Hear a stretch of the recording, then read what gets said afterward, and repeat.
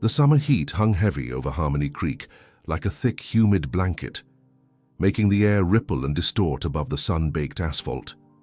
The scent of freshly mowed lawns mingled with the mouth-watering aroma of burgers grilling a few houses down. Kids' laughter echoed from backyards, punctuated by the shh of sprinklers in their lazy, rhythmic dance.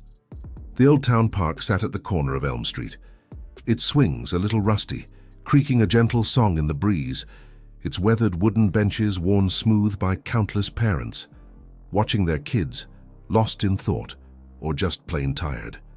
A group of teenage boys had congregated near the basketball court, their voices rising, growing harsher, cutting through the peaceful afternoon like shattered glass. Something ugly was simmering in that little slice of paradise, and it seemed like no one, no adult anyway, seemed to notice. Billy Johnson was 8 years old, small for his age, with a shock of unruly brown hair that defied all attempts to tame it. He was wearing his favorite t-shirt, a faded picture of a Tyrannosaurus Rex, and grass-stained sneakers that had seen much better days. His dad had left when Billy was just 4, and his mom worked double shifts at the local diner just to keep a roof over their heads. Most kids his age were scared of everything, but not Billy. His grandpa, before he passed, had taught him that real strength wasn't about size or muscles. It was about standing up when everyone else sits down. Billy carried those words like a shield, like a set of armor, even when the world seemed too big and too loud for a boy so small. Now, before we go any further, if you believe in courage, if you believe in standing up for what's right, if you believe in the power of a kind heart, make sure to hit that like button, leave a comment, share this video with your friends, and subscribe to the channel. Tell us in the comments where you're watching from, because stories like this, stories like Billy's, remind us that heroes come in all sizes, even the smallest ones. Billy was walking home from the park when he heard the commotion. 5 teenagers had surrounded an old man near the parking lot. The man was sitting on a battered Harley Davidson, his gray beard cascading down his chest, his leather vest adorned with patches Billy didn't recognize. But he did recognize the emblem on the back, the red and white logo, the symbol of the Iron Riders. His mum had warned him to stay away from people like that, but something felt wrong. The old biker wasn't fighting back. He just sat there, his hands trembling. As the teenagers knocked his glasses off and laughed, they were calling him names. Old-timer, fossil, pathetic old man. Billy saw what no one else seemed to see. The biker's eyes were glistening, wet. Not with anger, with shame, with helplessness. He was old, outnumbered, and too proud to ask for help. Billy's heart pounded so hard he could feel it throbbing in his ears. He was 8.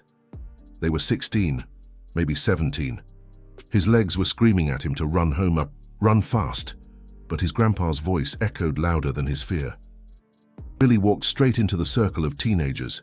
He told them to leave the old man alone, his voice shaking, but clear. The teenagers turned, stunned. One of them sneered and asked what a little kid like him was going to do about it. Billy didn't flinch. He stood his ground, standing between the old biker and the 5 bullies, his small fists clenched tight at his sides. He repeated that they should leave him alone. The old man hadn't done anything to them. The biker stared at the boy as if he were seeing a ghost. No one had stood up for him in 40 years. The teenagers eventually slunk away, muttering insults, but unwilling to hit a child in broad daylight. Billy helped the old man find his glasses in the grass. One lens was cracked. The biker's voice was rough, like sandpaper on wood. He asked the boy his name. Billy told him, Billy Johnson. The old man nodded slowly, his weathered face softening. He introduced himself as Walter Iron Horse Davis. He said he'd been riding with the Iron Riders for 52 years. Presidents, mob bosses, and cops had tried to break him. He paused, looking at the small boy, but today, an 8-year-old kid showed more guts than all of them combined. Billy shrugged and said his grandpa told him that real strength is standing up when everyone else sits down. Walter's eyes glistened. He said Billy's grandpa was a wise man. He reached into his vest and pulled out a worn business card. He told Billy it was the address of their clubhouse. Then he asked if Billy's birthday was coming up. Billy blinked and asked how he knew that. Walter smiled for the first time. He said he had his ways. He told Billy to make sure he was home that morning. 2 weeks passed. Billy almost forgot about the encounter. Then on the morning of his 8th birthday, a sound woke him that rattled every window in the house. A deep, thunderous roar that seemed to shake the earth itself. His mom screamed from the kitchen. Billy ran to the window and couldn't believe his eyes. Motorcycles, hundreds of them, maybe 1,000. They lined both sides of his street, stretching as far as he could see in both directions. The thunder of idling engines made conversation impossible. Leather vests everywhere, chrome gleaming in the morning sun. The red and white Iron Riders patches blazed like a sea of flags. Billy's mum pulled him back from the window, terrified. But then she saw Walter at the front of the formation, removing his helmet with a smile. The old biker walked up to their front porch, followed by what looked like an army. He wished Billy a happy birthday, and said he brought some friends. What happened next would become the most legendary birthday party Harmony Creek had ever seen. Bikers set up massive grills in the backyard, cooking enough burgers and hot dogs to feed the entire neighborhood. Someone had brought a bouncy castle. Another brought a DJ system that made the ground vibrate with music. Women from the club carried boxes of presents onto the porch, new bikes, video games, books, toys, and enough birthday cake to feed a small army. A man with arms covered in tattoos approached Billy's mom with an envelope. He said quietly that Walter told them about her situation. The club took up a collection, Billy's college fund, paid in full. Billy's mom collapsed into tears on the porch steps. She said this was too much. He only stood up for an old man. Walter knelt down to Billy's level, his voice low but firm. He told her that was exactly why they were there. Billy stood up when grown men would have walked away. He saw a person, not a patch. That takes more courage than anything Walter had ever done on 2 wheels. He placed a heavy hand on Billy's shoulder.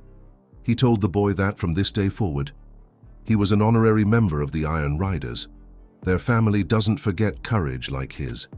If anyone ever gives him trouble, he should call them. 1,000 brothers will ride.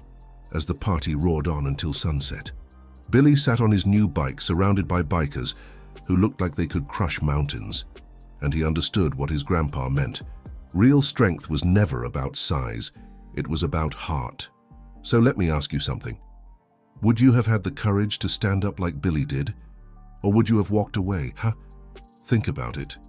Really think about it. If this story resonated with you, if it touched your heart, please give this video a thumbs up. Share it with someone who needs to hear this message. And subscribe to the channel for more stories that prove courage comes in all sizes, and often from the most unexpected places. And before we sign off, we have one small, special request. Head down to the comments section and type the words, "Courage has no size." Let's show everyone that we stand with Billy, and with everyone who finds the strength to do what's right. Because the truth is, plain and simple, the world will always have bullies. That's a sad fact. But it will also always have people brave enough to stand up against them, to say enough is enough. Sometimes, those people are just 8 years old and a little kid, facing something huge. And sometimes, that is all the world needs, to be reminded what real heroism, what true courage really looks like. That spark, that flicker of goodness can change everything. Remember that.